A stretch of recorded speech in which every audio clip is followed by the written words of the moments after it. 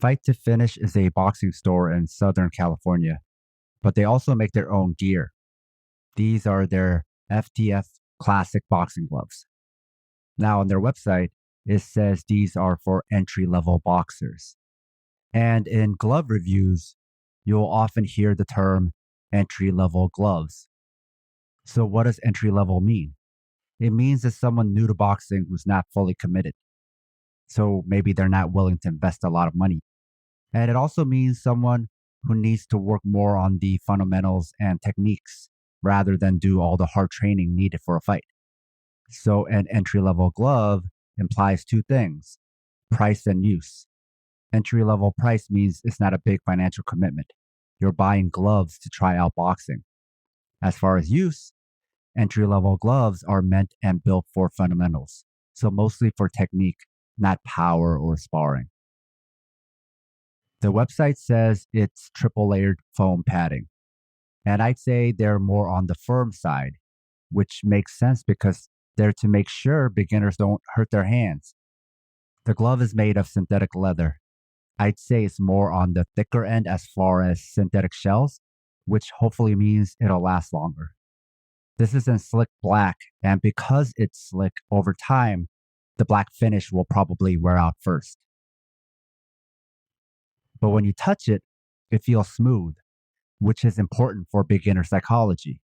You want your glove to look and feel nice for you to stick to boxing. The glove has a nice pop. It doesn't sound like my hand just slapping a table like you do with some IMF. The foam has give to it, so you can hear the reverb from within the foam, which means the foam is creating space. That allows for feedback while protecting your knuckles. There's lots of padding on the wrist and palm, and the body of the glove is stiff, so it's really meant to prevent your wrist from collapsing as you punch. And because of all that foam in the front and back, the glove really hugs your hand.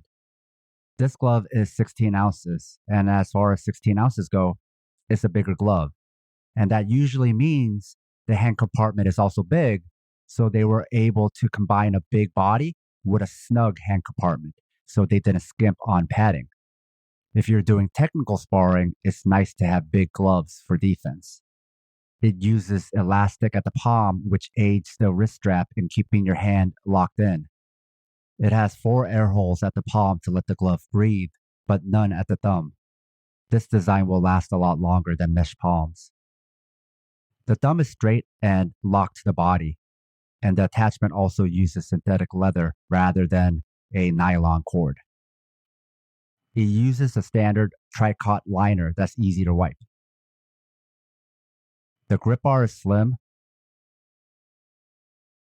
plus the wrist padding helps you make a firm fist. The fingertip compartment also feels nice. There's a bit of padding there so you can also really close the glove. It's comfortable, but it's a stiff glove, which is what beginners probably need to protect their wrist.